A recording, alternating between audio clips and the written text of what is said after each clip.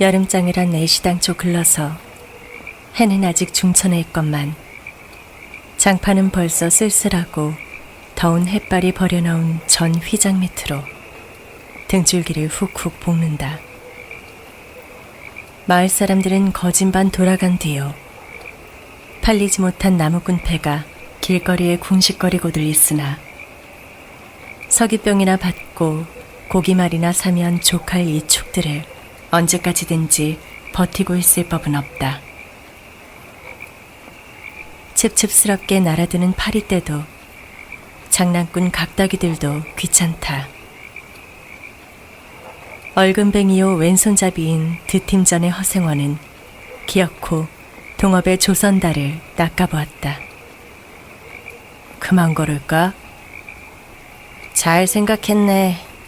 봉평장에서 한 번이나 흐붓하게 사본 일이 있었을까?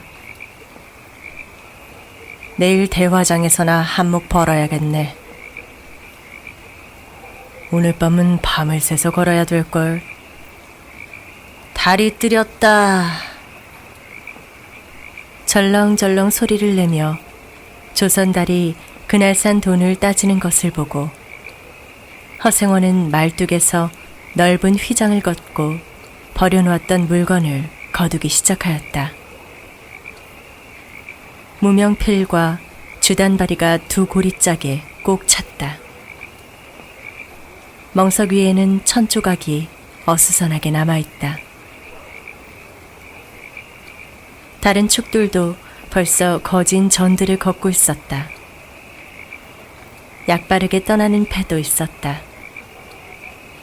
어물장수도 땜장이도 엿장수도 생강장수도 꼴들이 보이지 않았다. 내일은 전부와 대화의 장이 선다. 축들은 그 어느 쪽이든지 밤을 새며 6, 70리 밤길을 타박거리지 않으면 안 된다. 장판은 잔치 뒷마당같이 어수선하게 벌어지고 술집에서는 싸움이 터져 있다.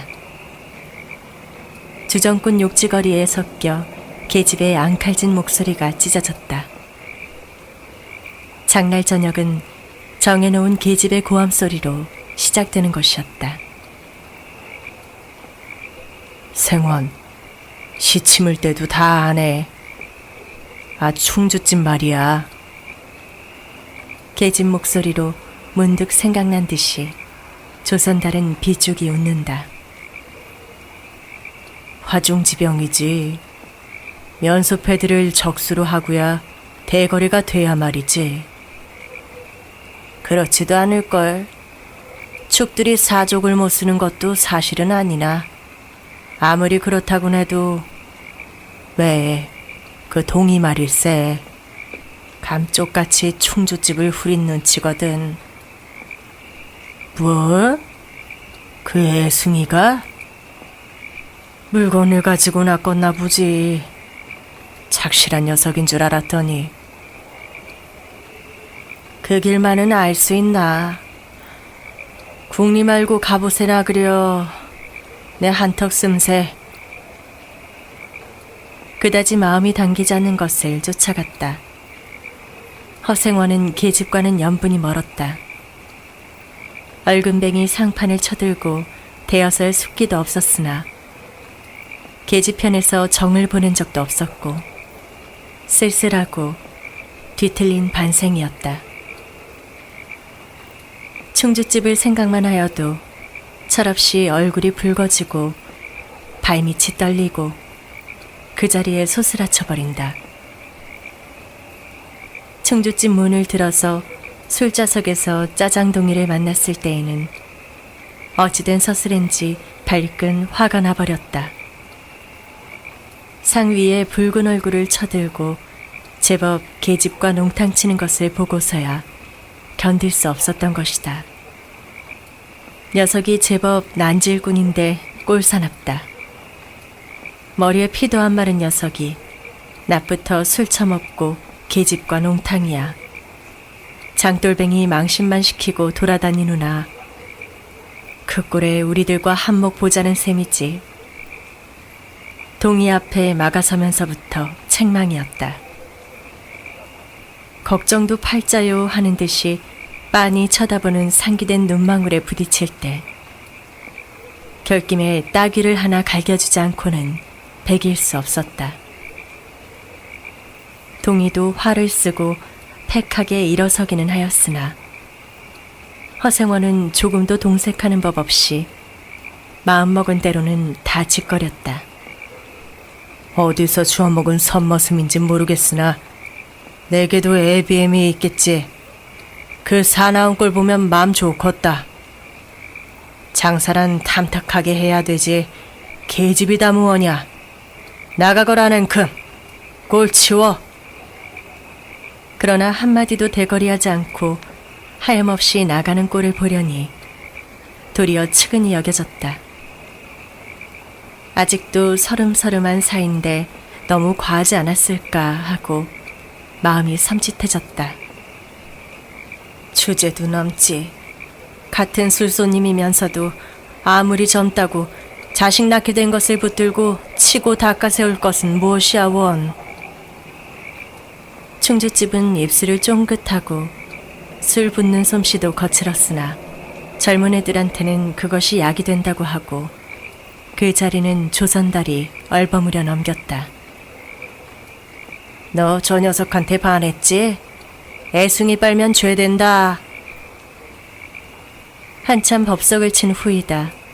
담도 생긴 데다가 웬일인지 흠뻑 취해보고 싶은 생각도 있어서 허생원은 주는 술잔이면 거의 다 들이켰다. 건아의 짐을 따라 계집 생각보다도 동희의 뒷일이 한결같이 궁금해졌다. 내 꼴에 계집을 가로채서는 어떡할 작정이었노 하고 어리석은 꼬락서니를 모질게 책망하는 마음도 한편에 있었다. 그렇기 때문에 얼마나 지난 뒤인지 동희가 헐레벌떡거리며 황급히 부르러 왔을 때 마시던 잔을 그 자리에 던지고 정신없이 허덕이며 충주집을 뛰어나간 것이었다. 생원, 당나귀가 발을 끊고 야단이에요. 각다귀들 장난이지 필연코. 짐승도 짐승이려니와 동희의 마음씨가 가슴을 울렸다. 뒤를 따라 장판을 다름질하려니 거슴츠레해진 눈이 뜨거워질 것 같다.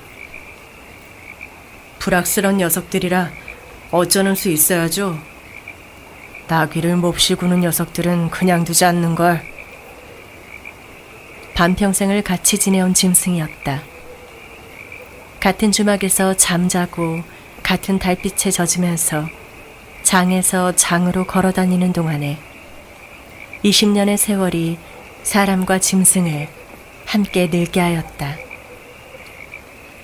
가스러진 목 뒤털은 주인의 머리털과도 같이 바스러지고 개진개진 젖은 눈은 주인의 눈과 같이 눈곱을 흘렸다. 몽당비처럼 짧게 쓸린 꼬리는 파리를 쫓으려고 기껏 휘저어 보아야 벌써 다리까지는 닿지 않았다. 달아 없어진 굽을 몇 번이나 도려내고 세차를 신겼는지 모른다. 굽은 벌써 더 자라나기는 틀렸고 달아버린 철 사이로 피가 빼지시 흘렀다. 냄새만 맡고도 주인을 분간하였다. 호소하는 목소리로 야단스럽게 울며 반겨한다. 어린아이를 달래듯이 목덜미를 어루만져주니 나귀는 코를 벌름거리고 입을 투루루 털었다. 콧물이 튀었다. 허생원은 짐승 때문에 속도 무던히내 썩었다. 아이들의 장난이 심한 눈치여서 땀배인 몸뚱어리가 부들부들 떨리고 좀채 흥분이 식지 않는 모양이었다. 굴레가 벗어지고 안장도 떨어졌다. 요 몹쓸 자식들 하고 허생원은 호령을 하였으나 패들은 벌써 주랭랑을 놓은 뒤요. 몇 남지 않은 아이들이 호령에 놀라 비슬비슬 멀어졌다. 우리들 장난이 아니오. 앞놈을 보고 저 혼자 발광이지. 코 올리게 한 녀석이 멀리서 소리쳤다. 그 녀석 말투가. 김첨지 당나귀가 가버리니까 웬통 흙을 차고 거품을 흘리면서 미친 소같이 날뛰는걸 꼬리 웃어 우리는 그냥 보고만 있었다우. 배를 좀 보시지. 아이는 앵돌아진 투로 소리를 치며 깔깔 웃었다. 허생원은 모르는 결에 낯이 뜨거워졌다. 물시선을 막으려고 그는 짐승의 배 앞을 가려서지 않으면 안 되었다. 늙은 주제에 암새를 내는 셈이야, 저놈의 짐승이. 아이의 웃음소리에 허생원은 주춤하면서 기어코 견딜 수 없어 채찍을 들더니 아이를 쫓았다. 쫓으려든 쫓아보시지. 왼손잡이가 사람을 때려. 줄다름에 달아나는 각다기에는 당할 재주가 없었다. 왼손잡이는 아이 하나도 후릴 수 없다. 그만 채찍을 던졌다. 술기운도 돌아 몸이 유난스럽게 화끈거렸다. 그만 떠나세. 녀석들과 어울리다가는 한이 없어. 장판의 각다기들이란 어른보다도 더 무서운 것들인걸. 조선달과 동이는 각각 제 나귀의 안장을 얹고 짐을 싣기 시작하였다. 해가 꽤 많이 기울어진 모양이었다. 드팀전 장돌이를 시작한 지 20년이나 되어도 허생원은 봉평장을 빼놓은 적은 드물었다. 충주, 제천 등의 이웃군에도 가고 멀리 영남지방도 헤매기는 하였으나 강릉쯤에 물건하러 가는 외에는 처음부터 끝까지 군내를 돌아다녔다. 닷새만큼씩의 장날에는 달보다도 확실하게 면에서 면으로 건너간다. 고향이 청주라고 자랑삼아 말하였으나 고향에 돌보러 간 일도 있는 것 같진 않았다. 장에서 장으로 가는 길에 아름다운 강산이 그대로 그에게는 그리운 고향이었다. 반날 동안이나 뚜벅뚜벅 걷고 거지반 가까웠을 때 거친 나귀가 한바탕 우렁차게 울면 더구나 그것이 저녁녘이어서 등불들이 어둠 속에 깜박거릴 무렵이면 늘 당하는 것이건만 허생원은 변치 않고 언제든지 가슴이 뛰어놀았다.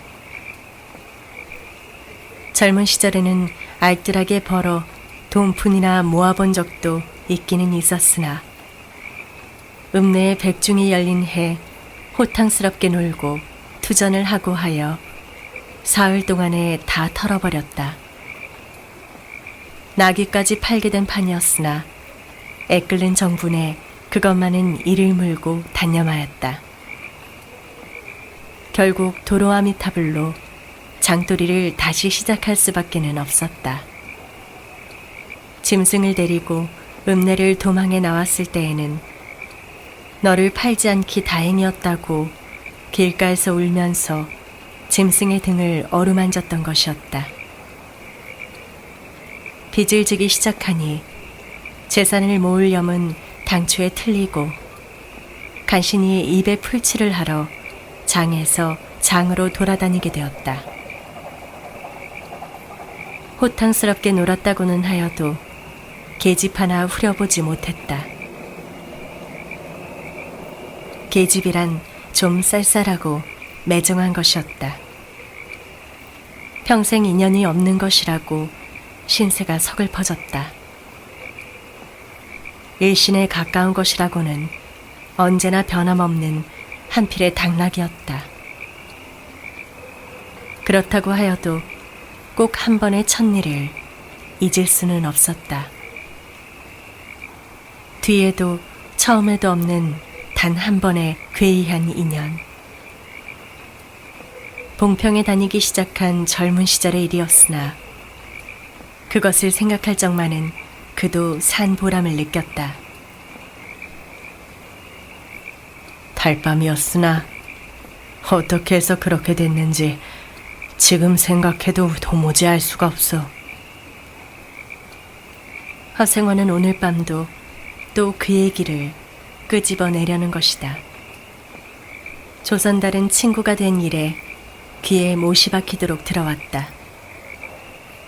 그렇다고 실증을 낼 수도 없었으나 허생원은 시침을 떼고 되풀이할 대로는 되풀이하고야 말았다.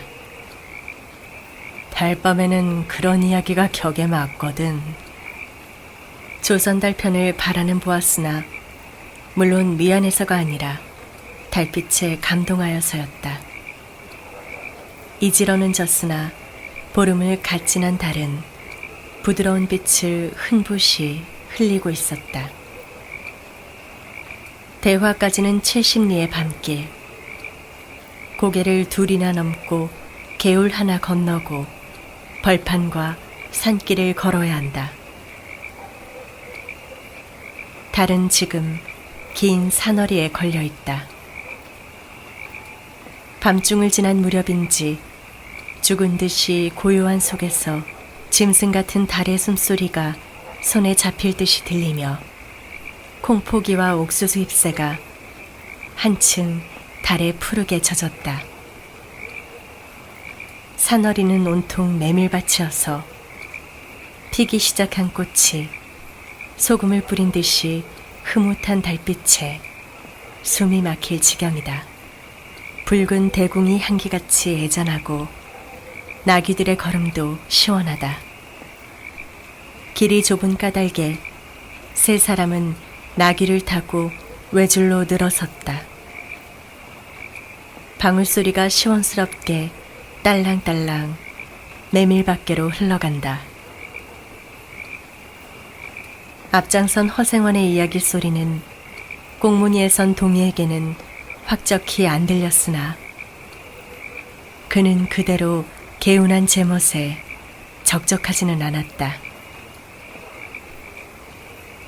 장선 꼭 이런 날 밤이었네. 객주집 토방이란 무서워서 잠이 들어야지. 밤중은 돼서 혼자 일어나 개울가에 목욕하러 나갔지. 봉평은 지금이나 그제나 마찬가지나 보이는 곳마다 모밀밭이어서 개울가가 어디 없이 하얀 꽃이야. 돌밭에 벗어도 좋을 것을 달이 너무도 밝은 까닭에 옷을 벗으러 물방앗간으로 들어가지 않았나. 이상한 일도 많지. 거기서 난데없는 성서방네 처녀와 마주쳤단 말이네. 봉평에서 제일 가는 일색이었지. 발자에 있었나 보지. 아무렴 하고 응답하면서 말머리를 아끼듯이 한참이나 담배를 빨 뿐이었다. 구수한 자줏빛 연기가 밤기운 속에 흘러서는 녹았다. 날 기다린 것은 아니었으나 그렇다고 달리 기다리는 논팽이가 있는 것도 아니었네. 처녀는 울고 있었단 말이야. 짐작은 되고 있었으나 성서방네는 한창 어려워서 들고 날 판인 때였지. 한 집안일이니 딸에겐들 걱정이 없을 리 있겠나. 좋은 데만 있으면 시집도 보내련만 시집은 죽어도 싫다지. 그러나 처녀란 울 때같이 정을 끄는 때가 있을까. 처음에는 놀라기도 한 눈치였으나 걱정 있을 때는 누그러지기도 쉬운 듯해서 이럭저럭 이야기가 되었네. 생각하면 무섭고도 기막힌 밤이었어. 제천인지로 주랭랑을 놓은 건 그 다음 날이었다. 다음 장도막에는 벌써 웬 집안이 사라진 뒤였네. 장파는 소문에 발끈 뒤집혀 고작해야 술집에 팔려가기가 생수라고 처녀의 뒷공론이 자자들하단 말이야. 제천장판을 몇 번이나 뒤졌겠나. 하나 처녀의 꼴은 꼭 먹은 자리야. 첫날 밤이 마지막 밤이었지. 그때부터 봉평이 마음에 든 것이 반평생을 두고 다니게 되었네. 평생인들 잊을 수 있겠나. 수 좋았지. 그렇게 신통한 일이란 쉽지 않어. 향용 못난 것 얻어 새끼 낳고 걱정 늘고 생각만 해도 진절이 나지. 그러나 늙음악바지까지 장돌뱅이로 지내기도 힘든 노릇 아닌가. 난 가을까지만 하고 이 생애와도 하직하려네. 대화쯤에 조그만 전방이나 하나 버리고 식구들을 부르겠어. 사시장철 뚜벅뚜벅 걷기란 여간 일해야지. 옛 처녀나 만나면 같이 살까. 난 거꾸로 질 때까지 이 길 걷고 저 달 볼 테다. 산길을 벗어나니 큰 길로 튀어졌다. 꽁무니의 동이도 앞으로 나서 나귀들을 가로늘어섰다. 총각도 젊겠다. 지금 한창 시절이렸다. 충주집에서는 그만 실수를 해서 그 꼴이 되었으나 설계 생각 말게. 천만에요. 되려 부끄러워요. 계집이란 지금 웬 제격인가요? 자나깨나 어머니 생각뿐인데요. 허생원의 이야기로 실심해한 끝이라 동희의 어조는 한풀 수그러진 것이었다. 애비애미란 말에 가슴이 터지는 것도 같았으나 제겐 아버지가 없어요. 피부치라고는 어머니 하나뿐인걸요. 돌아가셨나? 당초에 없어요. 그런 법이 세상에. 생원과 선달이 야단스럽게 껄껄들 웃으니 동희는 정색하고 우길 수밖에는 없었다. 부끄러워서 말하지 않으려 했으나 정말이에요. 제천촌에서 다리 차지도 않은 아이를 낳고 어머니는 집을 쫓겨났죠. 우스운 이야기나 그러기 때문에 지금까지 아버지 얼굴도 본 적 없고 있는 고장도 모르고 지내와요. 고개가 앞에 놓인 까닭에 세 사람은 나귀를 내렸다. 둔덕은 험하고 입을 벌리기도 대근하여 이야기는 한동안 끊겼다. 나귀는 건듯하면 미끄러졌다. 허생원은 숨이 차 몇 번이고 다리를 쉬지 않으면 안 되었다. 고개를 넘을 때마다 나이가 알렸다. 동이 같은 젊은 축이 그지없이 부러웠다. 땀이 등을 한바탕 쭉 씻어내렸다. 고개 너머는 바로 개울이었다. 장마에 흘러버린 널다리가 아직도 걸리지 않은 채로 있는 까닭에 벗고 건너야 되었다. 고이를 벗어 띠로 등에 얽어매고 반벌거숭이의 우스꽝스런 꼴로 물속에 뛰어들었다. 금방 땀을 흘린 뒤였으나 밤물은 뼈를 찔렀다. 그래, 대체 기르긴 누가 기르고? 어머니는 하는 수 없이 의부를 얻어 가서 술 장사를 시작했소. 술이 고줄해서 의부라고 전 망난이에요. 철들어서부터 맞기 시작한 것이 하룬들 편할 날이 있었을까. 어머니는 말리다가 채이고 맞고 칼부림을 당하고 나니 집골이 무엇겠소. 18살 때 집을 떼어나서부터 이 짓이오. 총각 낯설은 심히 무던하다고 생각했더니 듣고 보니 딱한 신세로군. 물은 깊어 허리까지 찼다. 속물살도 어지간히 센 데다 발에 차이는 돌멩이도 미끄러워서 금시에 훌칠 듯하였다.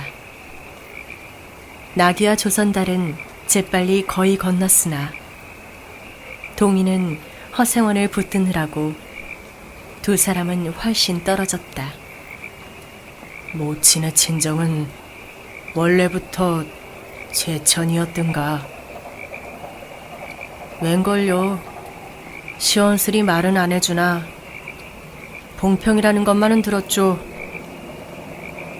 봉평. 그래. 그 아비 성은 무엇인고? 알 수 있나요? 도무지 듣지를 못했으니까. 그렇겠지. 하고 중얼거리며 흐려지는 눈을 까물까물 하다가 허생원은 경망하게도 발을 빗디디었다. 앞으로 고꾸라지기가 바쁘게 몸째 풍덩 빠져버렸다. 허우적거릴수록 몸을 걷잡을 수 없어 동이가 소리를 치며 가까이 왔을 때에는 벌써 퍽이나 흘렀었다. 옷째 쫄짝 젖으니 물에 젖은 개보다도 참혹한 꼴이었다. 동이는 물속에서 어른을 헷깝게 업을 수 있었다. 젖었다고는 하여도 여인 몸이라 장정등에는 오히려 가벼웠다. 이렇게까지 해서 안 됐네. 내 오늘 정신이 빠진 모양이야. 염려하실 것 없어요. 그래, 모친은 아비를 찾지는 않는 눈치지. 늘 한번 만나고 싶다고는 하는데요.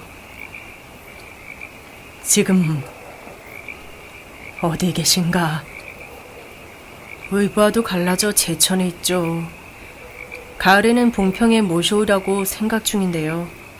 이를 물고 벌면 이럭저럭 살아갈 수 있겠죠.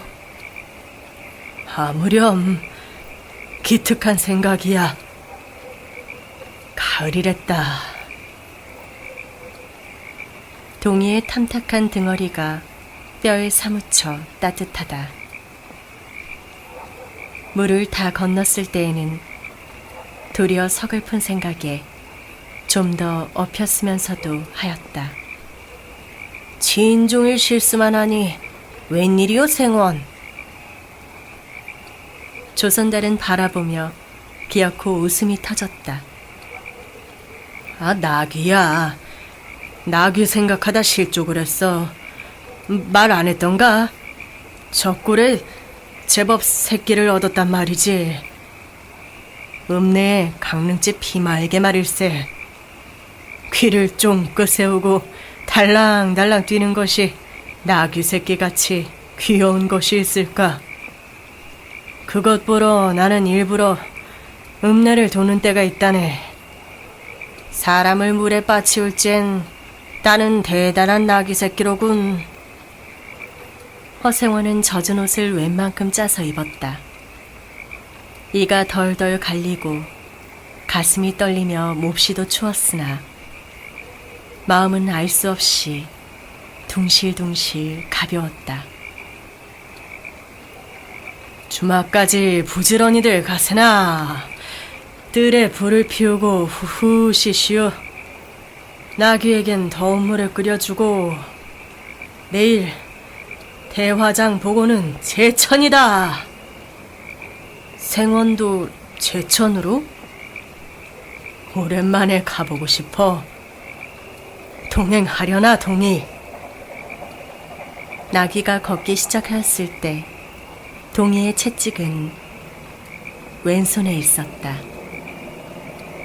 오랫동안 아둑신이같이 눈이 어둡던 허생원도 요번만큼은 동이의 왼손잡이가 눈에 띄지 않을 수 없었다. 걸음도 헷깝고 방울소리가 밤벌판에 한층 청청하게 울렸다. 달이 어지간히 기울어졌다.